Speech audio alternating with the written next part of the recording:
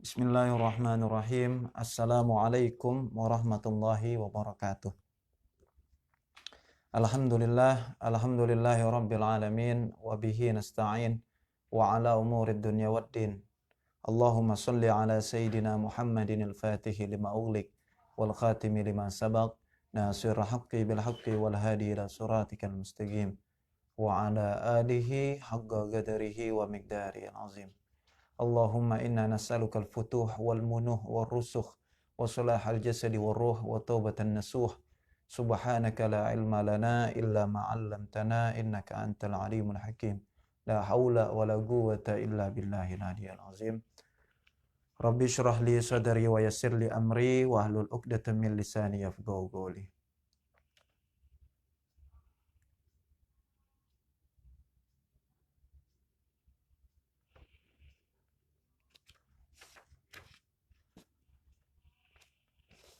Alhamdulillah, segala puji bagi Allah Subhanahu wa taala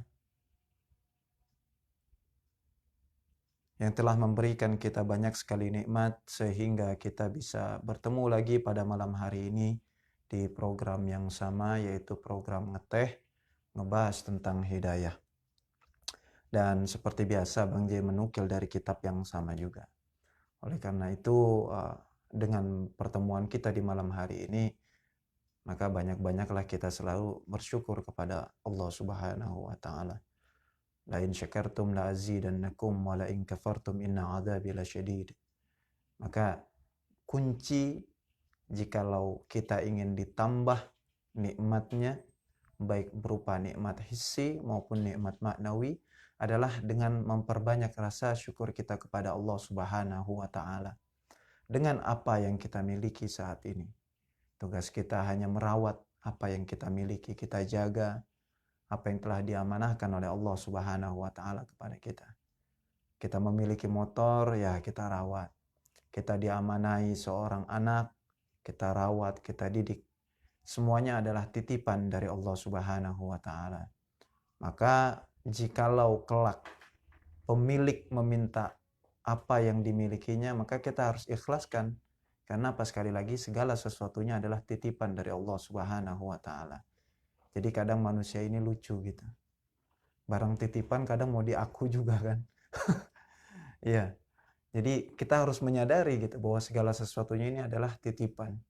Walaupun memang kadang kita terhijab oleh kejahilan kita karena minimnya ilmu yang kita miliki sekaligus kotornya hati yang kita miliki. Maka perlu diketahui dan kita jadikan bahan tafakkur bahwa segala sesuatunya adalah milik Allah Subhanahu wa taala. Apa yang kita miliki saat ini adalah hanya sebuah titipan. Maka jikalau orang yang menitipkan datang gitu kemudian meminta kembali barangnya, ya harus diberikan gitu. Ya kan nggak ada ceritanya tuh, misal ada orang parkir motor gitu kan. Terus mau pulang mau ngambil motornya sama tukang parkir kagak boleh. Nah, ini lucu. Saya mau pulang, oh nggak boleh gitu kan. Kan motor saya gitu. Oh nggak boleh. Ya kan Mas tadi udah parkirin di sini. Lah iya tapi kan milik saya, ribut udah. Ntar kalau diambil sama pemiliknya nggak ikhlas.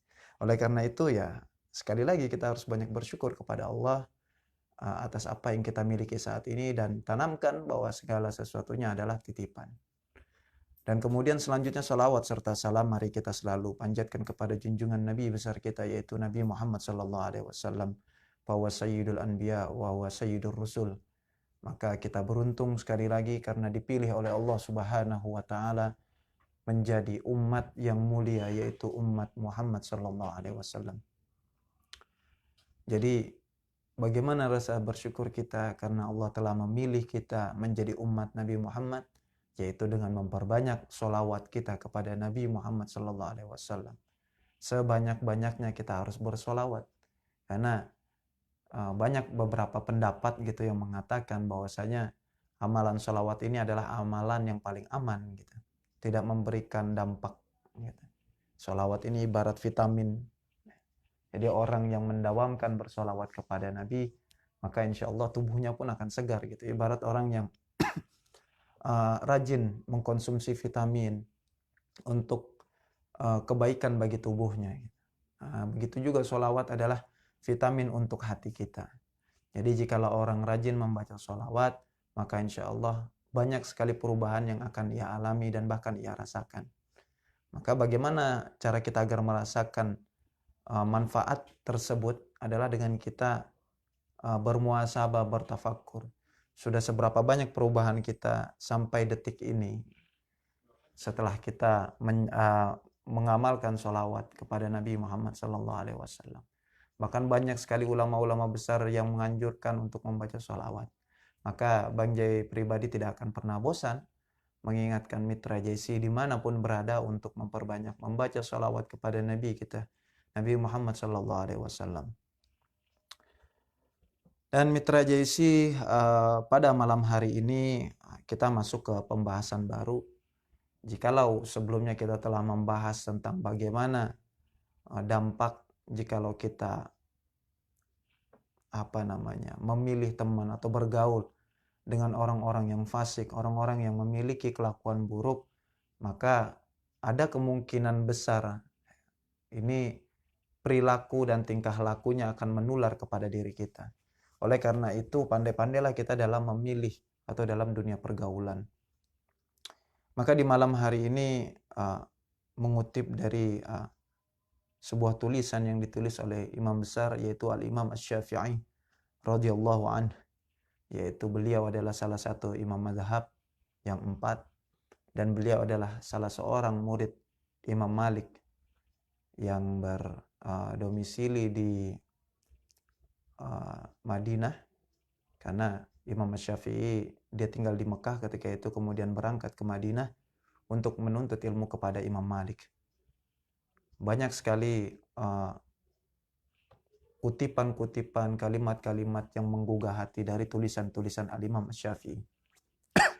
Dan bahkan beliau memiliki karya yang cukup monumental, yaitu kitab kemudian masih banyak lagi yang kemudian disairikan oleh beberapa ulama-ulama besar. Kemudian dan akhirnya sampai detik ini kita para penduduk Indonesia mayoritas bermazhab Al-Imam Asy-Syafi'i karena lebih moderat gitu. Jadi tidak terlalu saklek gitu kan, juga tidak terlalu bebas gitu, tapi mengikuti kondisi gitu. Jadi ya mayoritas penduduk Indonesia adalah bermazhab Al-Imam Asy-Syafi'i radhiyallahu anhu. Jadi mazhab kita mazhab Imam Asy-Syafi'i, cara wudhu kita, cara sholat kita mengikuti mazhab Al-Imam Asy-Syafi'i. Walaupun mungkin ada beberapa orang yang menganut mazhab lain, tidak masalah. Karena yang paling penting adalah kita beriktikad yang satu tetap, yaitu meyakini bahwasanya Allah sebagai Tuhan dan Nabi Muhammad adalah utusan Allah Subhanahu wa taala. Jadi jikalau masalah perbedaan faham fikih misalnya ini jangan sampai terlalu dibesar-besarkan. Sudah bagi penganut Imam Syafi'i ya anutlah mazhab Imam Syafi'i. Kemudian bagi penganut Imam Maliki ya anutlah mazhab Imam Malik. Dari tata cara sholat yang berbeda misalkan, dari cara wudhu yang berbeda gitu. Nah, jadi jangan sampai kita minim keilmuan kita. Maka orang yang sedikit ilmunya ini kadang qalilul adab. Ya, dia memiliki adab yang sedikit gitu. Karena wawasannya belum luas, jadi melihat segala sesuatunya hanya dialah yang paling benar gitu.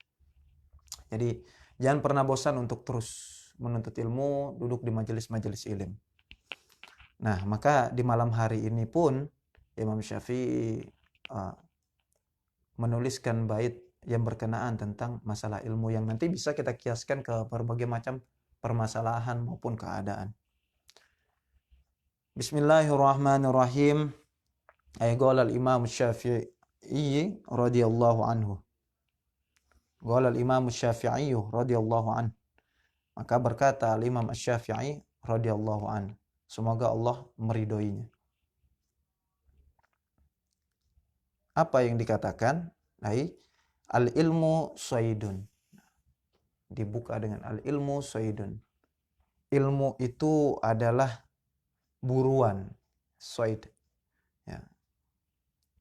Jadi mengibaratkan ilmu, Imam Syafi'i mengibaratkan ilmu itu adalah buruan. Gitu. Hewan yang diburu. Gitu. Wal kitabatu qaiduhu. dan tulisan adalah pengikatnya gitu. Jadi setelah kita mendapatkan barang buruan, kita butuh tali pengikat. Untuk apa ya? Biar tadi hewan yang kita dapatkan tidak kabur gitu. Kita udah nangkep misalnya menjangan. Nah, menjangan kalau bahasa Betawi menjangan, kijang. Kijang. Nah, udah kita dapat, kita diemin aja situ kan. Nah, ntar kan hilang. Ya, lari entah kemana gitu kan. Nah, sama gitu. Ya, kayak kita misal punya motor ataupun mobil. Nah, kita diemin aja kagak kunci stang gitu. Punya sepeda kagak dirantai. Mobil nggak dikunci kunci setir ya. Nah, kunci tangan, rem apa segala macem lah ya. Bang Ji kurang mengerti di dunia permobilan karena saat ini ya belum gitu, belum Allah berikan. Jadi ya ibarat orang yang punya motor, ini tidak dikunci tuh, tidak dikunci stang. Didiemin aja situ mau ditaruh di depan rumah, kagak dikunci stang gitu kan. Nah, ini lebih mudah digondol maling gitu ya, dibawa maling, dicuri gitu. Ya. Dari sini pun sudah kita bisa ambil sedikit kesimpulan gitu. Bahwasanya ikhtiar adalah wajib. Gitu. Adapun hasil biar Allah yang menentukan. Karena Allah fa'alun lima yurid. Ya, dia melakukan segala sesuatu atas kehendaknya. Gitu. Jangan berarti ntar, Bang J bilang, udah dikunci stang, gitu kan, gak mungkin nggak digondol maling, gitu kan. Kalau udah dikunci stang masih digondol maling juga, lah, udah takdir begitu ya. Mungkin Allah ingin menguji kesabaran kita. Nah iya tadi pembukaan di awal Bang J katakan adalah segala sesuatunya ya hanya milik Allah gitu. Semuanya titipan, gitu. Lah kan motor saya yang beli, lah kalau kagak diberi kekuatan untuk bekerja, terus kesehatan untuk mencari uang lah nggak bisa juga gitu kan. Jadi kita harus pahami bahwa segala sesuatunya adalah milik Allah Subhanahu wa taala. Nah, di sini memang dituliskan tentang masalah perkara ilmu gitu. Namun kita bisa kiaskan untuk perkara-perkara yang lain. Maka hendaklah bagi seorang thalibul ilim, bagi orang-orang yang mencari ilmu, entah itu di sekolah kah, atau di universitas kah, atau di majelis-majelis ta'lim kah gitu kan. Ilmu itu ibarat barang hewan buruan, saydun. Wal kitabatu qayyiduhu. Dan tulisan itu adalah talinya, biar ilmu itu tidak kemana-mana. Jadi ya kita harus mencatat ilmu yang kita dapatkan. Bahkan banyak sekali orang-orang besar itu dia memiliki kutip. Ya, jadi kalau kita di pondok bilang tuh kutip buku yang ukuran kecil gitu. Kalau kitabun buku gitu kan. Namun kalau kutaibun, nah bukunya kecil gitu. Misal siapa? Pokoknya wazannya begitu, kutaib, fu'ailun. Ya, fu'ail, wazan fu'ail. Itu menunjukkan sesuatu yang lebih kecil. Bang Jai lupa sampel contoh-contohnya gitu kan. Nuaim, terus buhair, ya mengikuti wazan ini nih, itu menunjukkan dia orang yang lebih kecil gitu. Nah sama, kalau kitab ya kutip gitu. Misal apa lagi yang wazan seperti kitab? Miftahun, ini agak sulit nih. Apa misalnya? Banyak lah gitu. Ya, malam hari ini kita tidak membahas tentang masalah nahwu soalnya ya lebih kepada tentang teks yang Bang J bawakan gitu. Ya, jadi apa tadi? Banyak orang-orang besar membawa kutip yang kita biasa bilang notebook gitu. Buku catatan gitu, kecil sih. Kemudian apa dengan pena biasanya tuh? Di kantong. Setiap ada perkara dicatat. Ini yang hampir sering kita temui adalah para wartawan. Ya, sedikit nyatet, ya, ini informasi penting, catat gitu, biar nggak lupa gitu kan. Karena tadi informasi yang didapat itu adalah ibarat barang buruan. Kemudian tulisannya ini adalah ibarat talinya biar nggak hilang gitu. Sekarang udah canggih lah. Kita memiliki smartphone, ya udah tinggal klik rekam gitu ya. Cuman perkara juga kalau rekamannya error gitu kan, kelar udah gitu. Oleh karena itu tadi banyak beberapa ulama yang akhirnya membuat karya-karya monumental gitu yang dibukukan. Walaupun sekali lagi ulama-ulama di zaman dahulu tidak seperti kita gitu. membuat sebuah karya-karya tulis tuh untuk keuntungan komersil sekali lagi. Namun ulama-ulama zaman dahulu tuh semata-mata mengharap ridha Allah Subhanahu wa taala dan manfaat. Mereka hampir rata-rata sebagian besar adalah diminta oleh penduduknya, oleh kampungnya, oleh muridnya untuk kiai gitu kan. Ini kalau nggak dibukukan sayang gitu kan. Dan banyak sekali problem-problem yang dibutuhkan untuk di masyarakat. Nah, jadi bukan karena hawa nafsu atau keinginannya sendiri agar terkenal, tidak. Ya, para ulama-ulama salafus saleh benar-benar ikhlas dalam mendedikasikan sebuah karya. Makanya sampai saat ini harga buku-buku kuning itu lebih murah ya dibanding buku-buku yang terjemahan sudah bahasa Indonesia. Di satu sisi ya tadi gitu.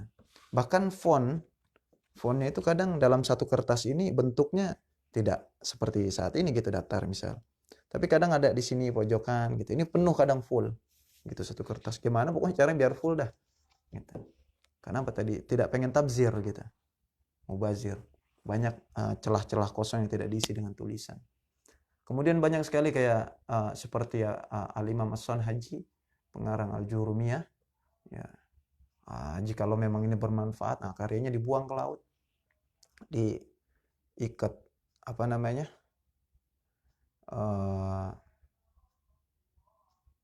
dilempar ke laut gitu kan. Kalau memang bermanfaat maka munculkanlah gitu. Kemudian ada lagi seperti pengarang Matan Zubat. Itu apa namanya, teksnya kemudian diikat batu gitu kan. Dicemplungin gitu kan. Setelah dicemplungin malah nongol lagi gitu kan. Dan yang menarik adalah tintanya tuh nggak pudar gitu. Itu yang menarik gitu.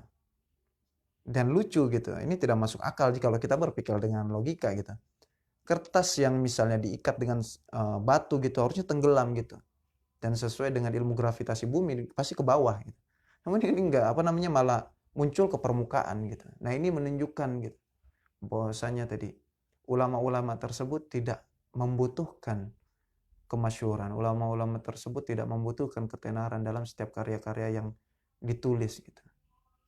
Maka sekali lagi biasanya karya-karya besar itu atau apa namanya, tulisan-tulisan yang dikenang oleh banyak orang atas dasar biasanya tadi ketulusan, keikhlasan dalam menciptakan karya tersebut. Itu biasanya awet. Bahkan dikenang sepanjang zaman. Bahkan sampai turun-temurun kadang kan. Dan juga memiliki orientasi yang berbeda gitu dengan kita saat ini gitu. Maka sekali lagi ini adalah ilmu buat kita tambahan. Ketika kita ingin membuat sebuah karya, maka ciptakanlah karya tersebut dengan tulus, dengan ikhlas. Kholaso kan artinya bersih, kosong. Maka di dalam kitab Naswaihul Ibad, di dalam bab Ar-Rubai, pada makalah yang pertama dikatakan adalah jadidis safinah, hai sahih niyatak, ya, maka benahi niat, perbaiki niat kita setiap apa yang ingin kita lakukan. Oleh karena itu kenapa banyak sekali karangan-karangan yang dimulai dengan innamal a'malu binniyat, segala sesuatunya tergantung pada niat gitu. Jadi kalau memang niat kita semata-mata karena Allah Ta'ala, libtigha'i mardatillah, maka pun hasil yang kita dapatkan bahkan lebih besar gitu. Bahkan saya pernah mendapatkan sebuah kisah yang salah seorang mufassir besar gitu, dia membuat sebuah tafsir gitu, yang mana tafsir ini bukan sembarang kitab tafsir gitu, namun membaca satu kitab tafsir ini sudah mencangkup kitab-kitab tafsir yang lain. Dia menciptakan karya itu selama bertahun-tahun. Ya, namanya kerjaan apa namanya, ujian para ulama pasti dalam sisi ekonomi biasanya, karena dia bukan pengusaha, dia lebih fokus dalam dunia pendidikan. Udah nulis, akhirnya mulailah masa ketika dia diuji dengan ekonomi keluarga, dan istrinya pun seorang pengajar gitu. Akhirnya banyak gitu masyarakat yang menyatakan gitu, orang-orang kampungnya menyatakan, karya engkau jikalau engkau apa namanya jual, jikalau engkau publish ke masyarakat banyak, ini akan mendapatkan keuntungan yang amat sangat besar. Sayang jikalau engkau tidak manfaatkan gitu, akan menghasilkan uang yang amat sangat banyak gitu. Wah, akhirnya terbesit ya, terfikir gitu. Setelah itu dia datanglah ke sebuah negara lain gitu Bang, dia lupa gitu ya. Ke sebuah negara lain, dia sambil membawa kitab tafsirnya. Aduh, ntar kalau ketemu Sultan saya ajukan ini, kemudian saya minta dibukukan dan saya minta royalti dari buku saya atau karangan tafsir saya ini. Sampailah di sebuah masjid sebelum dia sampai kepada negara tersebut. Di masjid tersebut dia sholat, dia bertemu dengan salah seorang wali besar. Namun dia tidak mengetahui bahwasanya orang tersebut adalah kekasih daripada kekasih-kekasihnya Allah Subhanahu wa taala. Selesai dia sholat, kemudian si wali tadi bertanya gitu, "Wahai Syekh," gitu, karena dia sudah tua, suyuh, karena menghabiskan waktu untuk mengarang tafsir tersebut. Engkau dari mana gitu? "Oh, saya dari kampung sebelah," gitu. "Kemana hendak engkau tuju?" "Saya hendak ke negara ini gitu, ke ibu kota."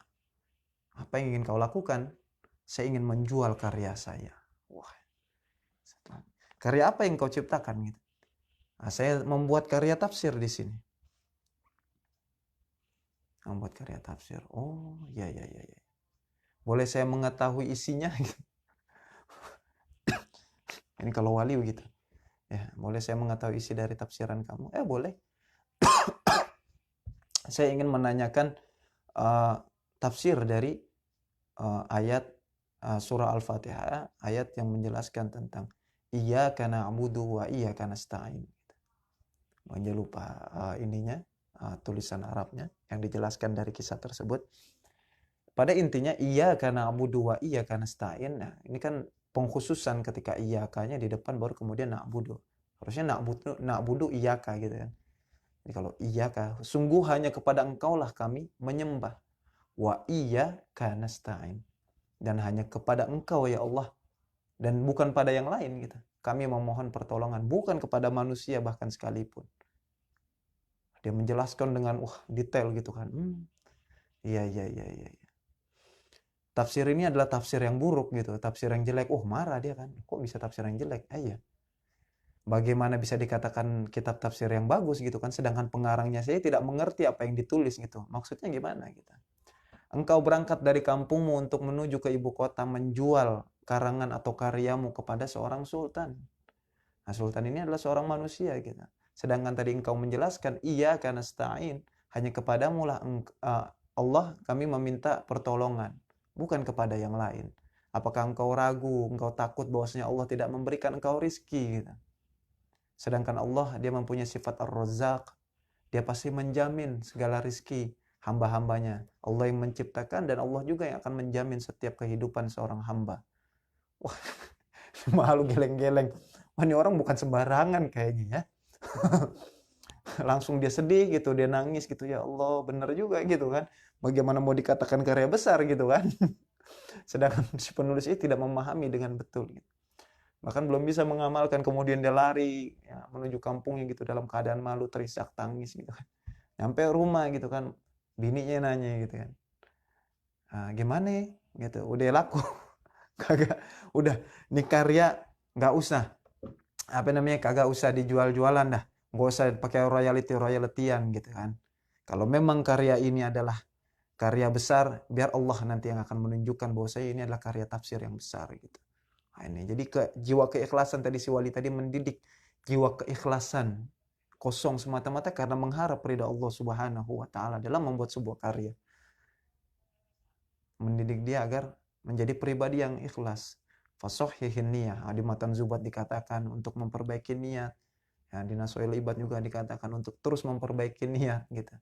Niat di awal, perjalanan proses, kemudian perbaiki lagi niat apa tujuan kita gitu. Maka pun pertemuan kita di malam hari ini pun semata-mata libtigha'i mardatillah, agar Allah tuh ridho kepada kita. Bukan hanya sekedar belajar gitu, kemudian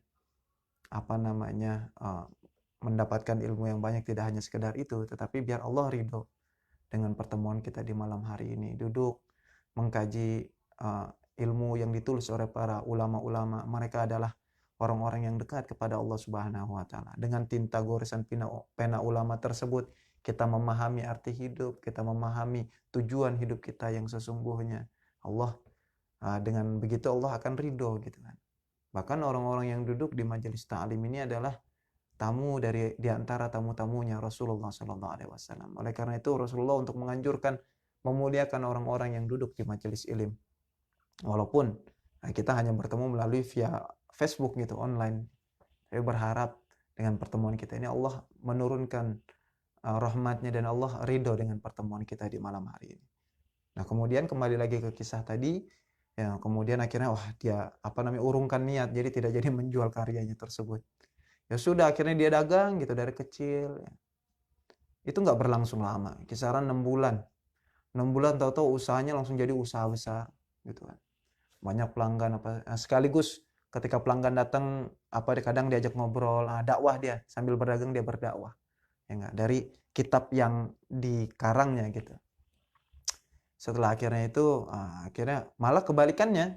Yang tadi dia datang ke seorang raja atau sultan, ya, ini kebalikannya sultan mendengar dari ibu kota tersebut di salah satu tempat ada seorang alim, ya, dia memiliki karya yang mana memukau para penduduk-penduduknya. Akhirnya malah kebalik ini, sultannya yang datang, gitu ya, rajanya yang datang, gitu.